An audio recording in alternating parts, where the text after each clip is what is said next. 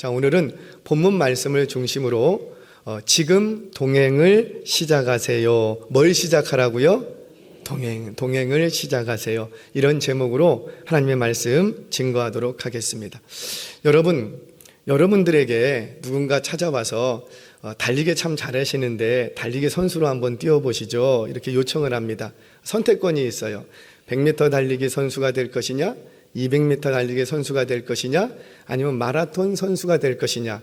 여러분들에게 선택하라면 여러분들은 뭘 선택하겠어요? 안 뛰어?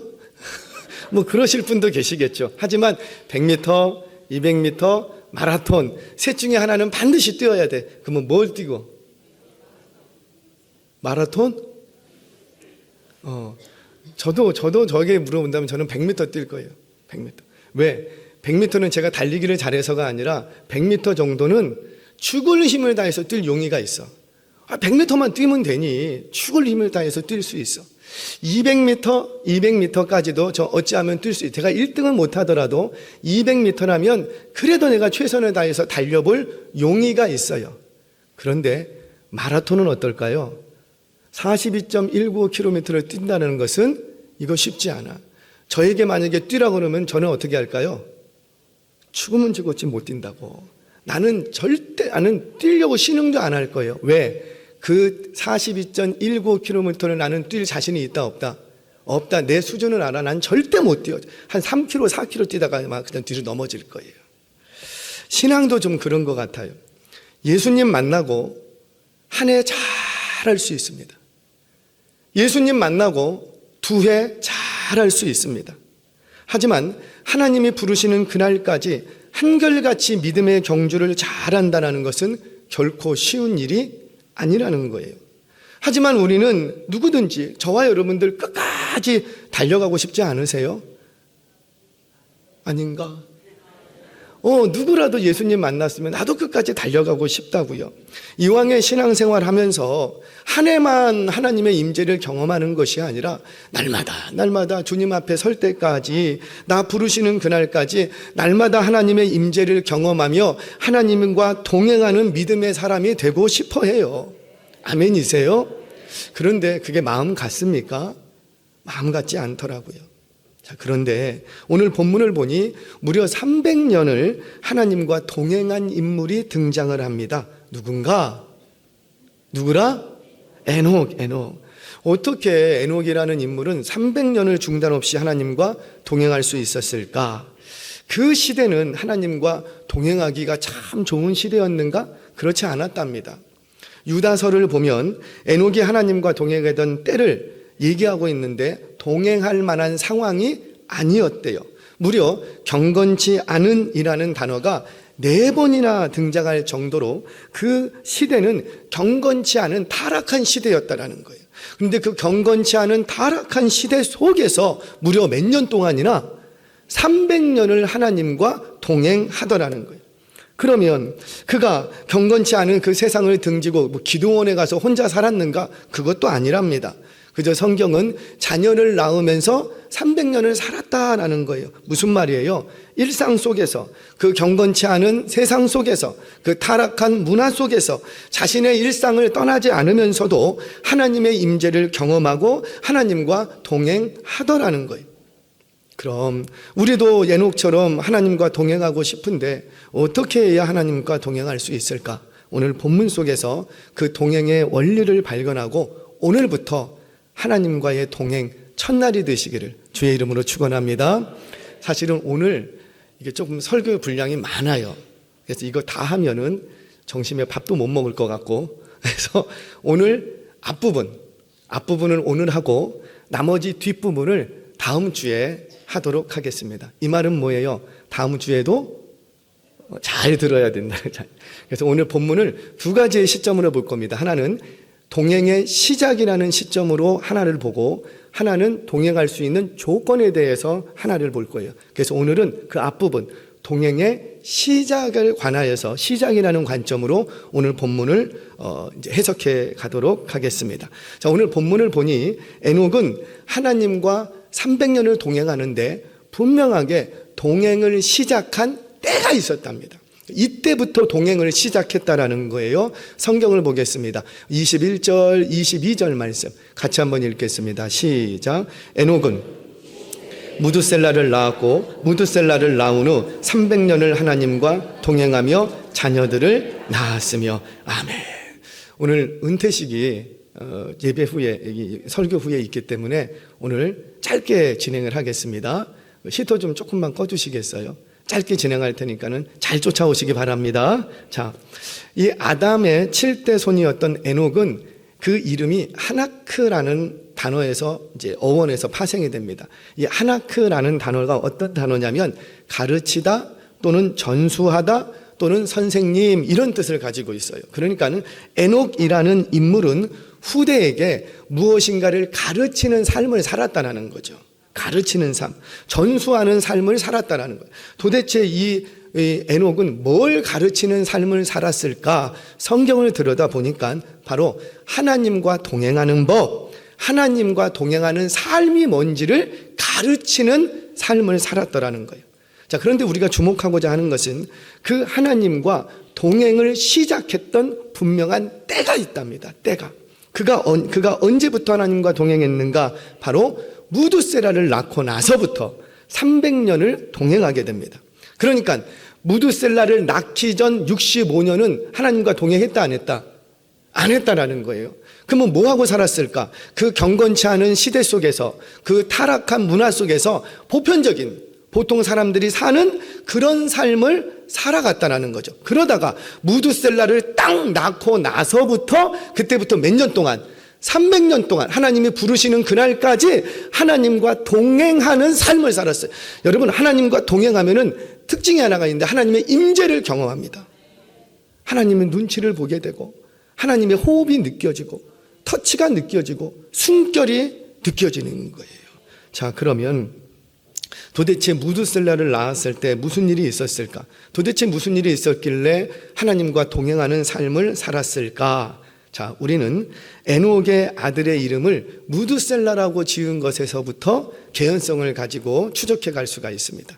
이 무두셀라라는 이름은 두 단어의 합성어예요. მეტ샬라흐라는 말의 합성어입니다. მეტ샬라흐라는 말은 창 던지는 자, 뭘 던지는 자? 창 던지는 자라는 뜻이에요. 자, 그런데 이 창 던지는 자라는 어원 속에는 그들만의 오랜 전승이 하나가 있습니다. 뭐냐면 한 부족에게 전쟁이 일어납니다. 그러면 그 부족의 가장 큰 자, 가장 힘이 세고 창을 제일 멀리 던질 수 있는 리더, 창을 갖고 있으면 찌르기도 하지만 어때요? 멀리 있는 적을 딱 무찌를 수 있잖아요. 그러니까 할 수 있는 대로 멀리 던져야 돼. 그러니까 부족 중에서 가장 힘이 센 자, 그리고 가장 지혜로운 자, 가장 리더가 되는 사람이 창을 딱 들고 섭니다. 그럼 창을 들고 딱 서면 그 뒤로 그 부족의 용사들이 쫙 포진을 하는 거예요. 그리고 이제 전쟁이 시작이 됩니다. 그런데 만약에 이 싸움에서 이 창 던지는 자가 죽어버리면 전쟁에서 패한다라는 전설이 있어요. 그러니까 이 전쟁에서 누가 안 죽어야 돼요? 그렇죠. 창 던지는 자는 절대 죽으면 안 돼요. 이 창 던지는 자가 죽으면 이제 전쟁이 끝나버려. 우리 패해버린다고요. 그래서 에녹은 이 창 던지는 자라는 이름, მეტ샬라흐라는 이 이름 속에는 그가 죽으면 끝난다라는 뜻이 있어요. 그가 죽으면 끝난다. 자, 그러니까 에녹은 자신의 아들의 이름을 მეტ샬라흐, 창 던지는 자, 곧 너가 죽으면 끝나. 너가 죽으면 끝나. 이렇게 이름을 불렀다는 거. 아침마다 일어나서 메투샬라, 우리 무두셀라 어딨어? 무두셀라 어딨어? 왜? 얘가 죽으면 어떤 일이 나니까? 끝나. 그러니까 항상 이 아들의 이름을 메투샬라, 너가 죽으면 세상에 끝난다. 너가 죽으면 세상에 끝난다. 이렇게 아들을 통해서 세상에 끝날 것들을 되새겼다라는 거예요. 이로 보건대 에녹에게는 무두셀라를 낳을 때 하나님께서 가르쳐 주신 분명한 강력한 심판의 메시지가 무두셀라에게 있었던 거예요. 자, 제가 증명해 보겠습니다. 진짜 이 아들이 죽으면 끝나는지. 무두셀라가 187세에 라멕을 낳습니다. 그리고 이 라멕이 182세에 노아를 낳아요. 노아. 그러니까 무두셀라는 노아의 할아버지가 되는 거예요. 그러면 이 무두셀라가 노아를 볼 때 나이가 몇 살이고 369세 369 요것만 기억하면 돼. 369에 369. 자, 그런데 이 노아가 자라서 600세 되던 해 2월에 홍수 심판이 주어집니다. 그러면 그 무두셀라가 그때까지 살아 있었거든요. 그러면 홍수 심판이 있을 때 무두셀라는 몇 살이었고 369 플러스 600 하면 969세. 자, 근데 성경은 무두셀라가 몇 살에 죽었는지를 분명하게 기록을 합니다. 몇 살에 죽었더라? 969세에 죽었더라. 그러니까 뭘 말합니까? 바로 무두셀라가 죽던 그 해에 홍수 심판이 있었던 거예요. 어때요? 하나님은 말씀하시는 대로 이루시는 분인데 무두셀라의 출생 속에는 이미 969년 전에, 건 1000년 전에 이미 하나님은 이 땅에 지식 있는 모든 것들을 물로 심판할 계획을 갖고 계셨던 거지요. 물론 이것을 누구에게 알려줬냐면 에녹에게 알려준 거예요. 이 아들이 죽는 해에 홍수 심판이 있다. 심판이 있다. 물론 이 에녹은 무두셀라가 언제 죽는지 알아요, 몰라요? 우리는 알고 있지만 이 에녹은 몰라. 언제 심판이 있을지 모른다고요. 그저 에녹이 알고 있는 사실은 메투샬락, 이 아들이 죽는 날 세상에 끝이 온다. 심판이 온다. 이 사실만 알고 있었던 거예요. 그런데 이 사실을 알게 되면서부터 그때부터 에녹은 누구와 동행을 시작하더라? 하나님과 동행을 시작하더라는 거예요. 사랑하는 여러분, 기억하세요. 하나님과 동행한다라는 것은 하나님 만날 준비하는 거예요. 우리는 하나님이 나와 함께 하시면 능력이 나타나고, 하나님이 나와 동행하시면 못할 게 없고, 모든 문제가 풀어지고, 내 기도가 막 팍팍팍팍 응답받고, 묶였던 물질의 문제들이 해결되고, 물론 이런 것도 있지요. 그런데 우리는 하나님이 나와 동행하면 이런 일만 자꾸 생각해. 그런데 아니랍니다. 에녹은 뭘 생각했냐면, 내 인생에 뭐가 있다? 심판이 있구나. 하나님과 세말 날이 있구나. 그래서 에녹은 그때부터 이 진리를 깨닫고는 그때부터 하나님 만날 준비를 시작합니다. 사랑하는 여러분, 기억하세요. 하나님과 동행한다는 것은 하나님 만날 준비하는 거예요. 한 집사님이 소화가 안 돼서 병원에를 찾았습니다. 원래 좀 건강하시던 분이 갑자기 아프시면 그 큰 병 될 수 있어요. 왜 잔병이 많으신 분들이 좀 괜찮다고는 하는데 평소에 날 안 아파. 병원 한 번도 안 갔대. 그런데 어디가 아파서 병원 딱 가면 그건 대부분 심각한 병일 때가 많아요. 이 집사님도 좀 그랬나 봐요. 어느 날 갑자기 소화가 잘 안 되더래. 그래서 병원에를 찾았답니다. 근데 의사가 이렇게 보더니만 좀 더 검사를 좀 해보면 어떻습니까? 그러더래요. 그래서 CT도 찍고 MRI도 찍고 막 이렇게 검사를 했어요. 그리고는 이제 차트를 가지고 이 의사와 면담을 하는데 의사가 하는 말이 이렇게 보더니 앞으로 6개월 정도밖에 못 살겠네요. 항암 치료하면 6개월이고 항암 안 하면은 한 달도 살기 어렵습니다. 이렇게 말씀을 하시더래요. 그러면서 너무 충격이었어요. 그래서 의사가 한마디 충고를 합니다. 이제 남은 삶을 좀 인생을 정리하는 시간을 가지셔야 되겠습니다. 이렇게 충고를 했어요. 이 집사님이 너무 충격이었대요. 내가 지금 아직도 달려갈 길이 한참 남았는데 내가 지금 뭔가를 이루고 싶어서 여기까지 달려왔는데 이제 조금만 더 달려가면 되는데 여기서 내가 6개월밖에 못 산다고? 정신이 없더래요. 그래도 이분이 신실하셔. 믿음이 있어. 그래서 정신을 차리고 부인할 수 없는 이 사실을 순종합니다. 여러분, 순종이라는 건 뭐라 그랬어요? 받아들이는 거예요.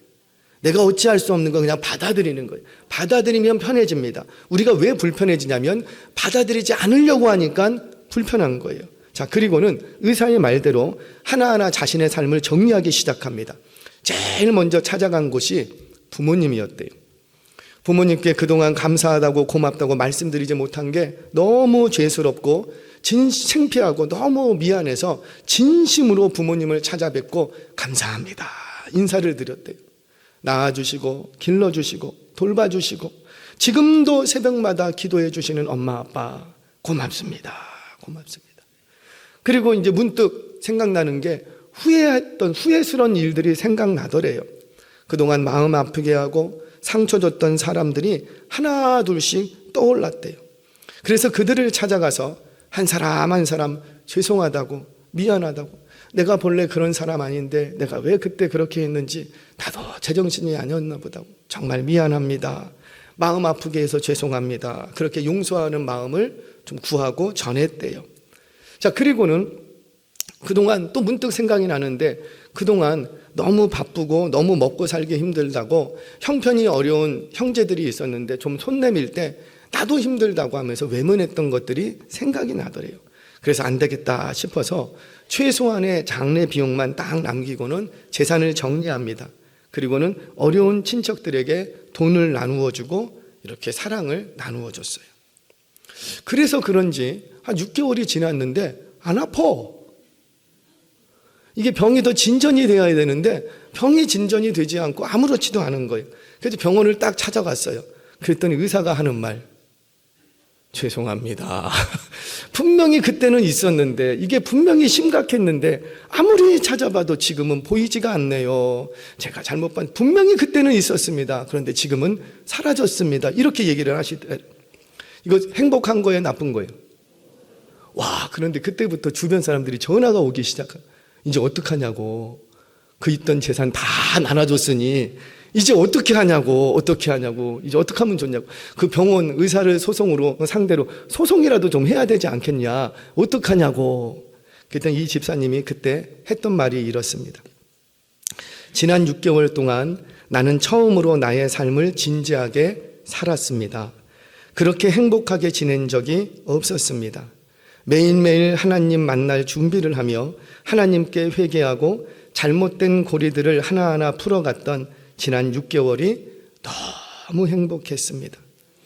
지난 6개월 동안 단 한 번도 하나님의 임재를 떠난 적이 없습니다. 저는 앞으로도 남은 인생도 이렇게 하나님과 동행하는 삶을 살겠습니다. 저희 아버님께서 말기 암, 간암 환자로 돌아가셨어요. 강골이셨습니다. 건강하셨어요. 근데 어느 날 배가 소화가 안 되신다 그래서, 옛날에는 엑스레이만 전문적으로 찌러주는 동네에 그런 데가 있었어요. 엑스레이만. 거기 가시더니 찍고 오셨는데 이렇게 차트를, 누런 봉투를 들고 오더니만 한밤중에 저녁에 힘이 쫙 빠진 상태로 저를 이렇게 멀끔하게 보시더라고요. 이거 아무래도 큰 병원 가보란다. 엑스레이 거기서는 선생님은 뭘 얘기는 안 하고 뭐가 좀 이상한 것 같으니 큰 병원 가보세요, 이렇게 얘기한 거예요. 그래서 큰 병원을 갔어요. 그랬더니 의사가 이렇게 검사를 하더니 제가 이제 보호자였으니까 저한테 그러는 거예요. 알고 오셨죠? 뭘요? 항암하면 3개월이고 냅두면은 한 달이면 돌아가십니다. 그때부터 이제 뭐 어찌할 바를 모르겠어요. 그래서 이제 아버님을 다 앉혀놓고 얘기를 했죠. 솔직히 얘기했죠. 아버지, 항암하면 3개월이고 그냥 냅두면 한 달 있으면 가신답니다. 어떻게 하실래요? 그랬더니 야, 우리 집 형편에 무슨 항암이냐, 집에 가자. 집으로 그냥 오셨어요. 검사만 마치고. 그리고 정말 한 달이 되지 않아서 주일 새벽에 소천하셨습니다. 그 한 달 동안 저희 아버님이 어머니를 참 괴롭게 했거든요. 하여튼 못된 짓 많이 했어. 그냥 돌아가셨으니까. 그런데 그 한 달 동안 네가 엄마 좀 불러다 주라, 엄마 좀 오게 해주라. 그럼 엄마에게 용서를 구하고 내가 미안했어. 살아계실 동안에 교회를 잘 못 다니셨어요. 억지로 끌려 나왔어. 근데 딱 그 한 달이 되니까 하시는 얘기가, 나 같은 죄인도 천국 갈 수 있습니까? 뭐 하기 시작한 거예요? 회개하기 시작. 그 한 달 동안에 모든 것이 다 이루어집니다. 그리고는 용서하고, 저 역시도 아버지를 용서하고, 아버지도 저를 용서하고, 가족 간의 모든 화해가 그 한 달 동안 다 진행이 되고 끝나버리더라고요. 여러분, 뭐예요? 우리가 죽을 생각을 하면, 오늘 밤 내 영혼이 하나님 불러가신다면 우리 그렇게 아둥바둥 싸울 일이 있어요, 없어요? 없어요. 용서하지 못할 것도 없어요. 그때 강력한 하나님의 임재가 경험되는 거예요. 제 얘기 하나만 더 할게요. 창피하기는 하지만 제가 하나님과의 임재를 강력하게 경험했던, 느꼈던 때가 있습니다. 물론 지금도 뭐 하나님과 동행한다고 나는 믿고 있으나, 그러나 그렇게 강력한 어떤 느낌, 하나님의 나를 확 끌어안고 있구나, 막 이런 강력한 임재를 자주 경험하는 건 아니거든요. 근데 그 시기에는 그 한 몇 년간은 정말 하나님의 임재가 뜨겁게 체험됐던 적이 있어요. 자, 얼마나 강력한 임재였냐면 지하철 안에서요, 제가 출퇴근을 할 때였는데 신학하기 전에 지하철 안에서 이렇게 타고 가면 지하철 안에 성령님이 임재하셔. 그 빽빽한 이곳에 성령님이 임재하셔. 성령님이 임재하시면 어떻게 돼요? 사람이 추해져요. 막 눈물 나고 콧물 나고 견딜 수가 없는 거예요. 막 뭐 안 해도 갑자기 그냥 이렇게만 있어도, 성경책만 읽어도, 책 한 절을 읽어도 성령의 강력한 임재가 있으면 그 지하철 안인데 다 큰 어른이 막 우는 거예요. 그럼 사람들이 이렇게 쳐다봐. 뭘 보세요? 그렇게 임재를 경험했어요. 그때는요, 출근할 때 500원짜리 동전을 10개를 항상 갖고 다녔어요. 이쪽 주머니에 5개, 이쪽 주머니에 5개. 왜 그러냐면 제가 하루에 쓸 수 있는 돈이 한 5천 원 정도 돼요. 그걸로 차비하고, 왕복 차비하고, 저녁에 이렇게 좀 공부하고 뭐하고 돌아오다가 배고프면 빵이라도 하나 사 먹을 수 있는 여윳돈이 딱 5천 원이야. 하루에 5천 원. 그분께서 하루에 5천 원만 주셨어요. 딱 5천 원 갖고 하루를 살아야지 돼요. 그런데 지하철을, 보통 제가 타고 다니던 지하철이 1호선, 7호선 라인입니다. 그때 7호선까지 있었으니까 1호선, 7호선. 그러면 이상하게 1호선, 7호선만 딱 타면 꼭 왜 내가 타면은 그렇게 불쌍하신 분들이 이렇게 오셔요. 그럼 이렇게 오면 특별히 1호선은 어때요? 참 많으셨어요. 이렇게 오십니다. 그래갖고 그분에게 뭐 이렇게 조금 도와드려요. 그럼 이분이 가. 그러면 제 마음이 편하잖아요. 근데 조금 있으면 저쪽에서 또 오셔. 그때부터 마음이 불편해져. 근데 더 불편한 건 아까 줬던 그분 다시 오셔. 그러면 지하철 안에서 멀리 갈 때는 여기 계속 만납니다. 너무 불편해. 하루는 이제 우리 그분이, 집에 계신 그분이 5천 원을 딱 주시더라고요. 그래갖고 그 5천 원을 들고 이제 출근을 했어요. 새벽 4시면 나가는데 출근을 딱 했어요. 그리고 지하철 안에 딱 타 있는데, 아니, 그날도 그 좀 어려우신 분이 이렇게 오는 거예요. 그래도 우리 그분들 이렇게 보면은 도와주고 싶어요? 아니면 외면해요? 도와주고 싶어. 그런데 주머니에 손을 넣었다 뺐다, 넣었다 뺐다. 왜? 꼴랑 5천 원 있는데, 이게 뭐 1,000원짜리라도 좀 나눠져 있었으면 좋겠는데 딱 5천 원 한 장이 있다고요. 그러니까 그거를 만졌다 놨다, 만졌다 놨다. 줬을까요? 안 줬을까요? 못 줘. 이거 주면 나 돌아올 차비도 없어. 그리고 저녁에 배고픈데 빵이라도 한 쪽 먹어야 되는데 그것도 먹을 돈도 없어. 그러니까 이 5천 원을 줘버리면 나는 아무것도, 집에 돌 차비도 없다니까. 그러니까 그 5천 원을 꽉 쥐고요. 사람이 참 불쌍하죠. 5천 원을 꽉 쥐고, 그 누가 뺏어갈 것도 아닌데 꽉 쥐고 이거를 못 놓겠는 거예요. 못 놓게. 그날 얼마나 마음이 죄송하고 미안하고 괴로운지. 너 예수 믿는 사람 맞냐? 그깟 5천 원도 못 주냐? 그깟 5천 원인데 그것도 못 주냐? 그리고는 막 회개하면서 기도를, 주님 어찌합니까? 어찌합니까? 나는 믿음도 없습니다. 그랬더니 하나님께서 지혜를 주시더라고. 야, 그거 5천 원짜리 동전 10개로 바꿔. 기도만 하면 10개로 바꾸라는 거예요. 그때 500원짜리 동전이 있었거든요. 그래서 그러면 되겠구나. 그래서 은행에서 몽땅 한 달치를 바꿔놔 그냥. 그리고 항상 아침에 출근할 때 500원짜리 10개를 가지고, 이쪽에 5개, 이쪽에 5개. 얼마나 마음이 든든한지. 와라. 얼마든지 와라. 그렇게 제가 작심을 해도 그거 5천 원 다 쓸까요? 못 쓸까요? 못 쓰더라고요. 아무리 도와주려고 하고 작심을 해도 하루에 한 1,500원 쓰면 많이 쓰나? 그때 저희 집에서 아침 인사가 딱 하나였어요. 아침 인사. 그때 우리 큰애가 어린이집 갈 때쯤 맞벌이를 하니까 일찍 보냈어요. 아침에 노란 어린이집 책가방을 메고 딱 갑니다. 저는 출근하려고 합니다. 그럼 애를 보면서 딱 그러는 거예요. 얘야, 아빠가 오늘 출근했다가 안 돌아오면 아빠 하늘나라 간 줄 알아? 어린이집 가는 애한테, 그리고 어린이집 가는 그 애한테 첫애예요. 그 딸한테, 얘야, 너도 어린이집 갔다가 안 오면 하늘나라 간 줄 알게. 이게 아침 인사였어요. 여보, 오늘 어떻게 될지 모르는데 우리 천국에서 봅시다. 그게 아침 인사였어요. 아침 헤어지는 인사. 그렇게 하루를 사는데 싸울 일이 있을까요, 없을까요? 가진 게 없고 여전히 우리 삶은 궁핍해요. 아내가 나가서 아침부터 벌면은 72만 원, 제가 조금 더 벌어요. 하루 한 달 일하면은 98만 원. 그러니까 둘이 딱 모으면은 180만 원이에요. 그거 가지고 이제 학비 내고 생활하고 그러는 거예요. 항상 돈은 없어. 그럼의 돈은 다 어디가 있는지. 항상 돈은 없어. 그럼에도 불구하고 하나도 마음이 힘들지가 않아. 하나도 어렵지가 않은 거예요. 누가 나한테 싫은 소리 해도 싫은 소리 들을만 하지. 내가 뭐 자랑할 게 뭐가 있나. 하나도 마음이 힘들지가 않아. 왜? 오늘 저녁에 나 누구 만날 거니까. 주님 만날 생각을 하니까, 그거 준비하려고 살다 보니까 하나도 안 힘들어. 여러분, 그런 생각 가지고 있으면 하루가 게으르겠죠? 절대 그러지 못합니다. 왜? 우리 주님 오늘 저녁에 만나면 나한테 뭐라고 꾸짖을지 모르는데 너 하루를 왜 그따구로 살았니? 이러면 제가 할 말이 뭐가 있어요? 할 말 하나도 없어. 그러니까 그때부터는 정말 길을 걷는데 꽃길같이 걸고, 그러니까 제가 마음에서 불안이 일고 초조가 일어나고 낙심이 일고 절망이 이런 이유가 뭔가 봤더니, 오늘 하나님 만난다라는 생각을 놓고 살아. 하나님 만날 생각, 하나님이 나와 세말 날이 가까워졌다는 걸 놓고 살아.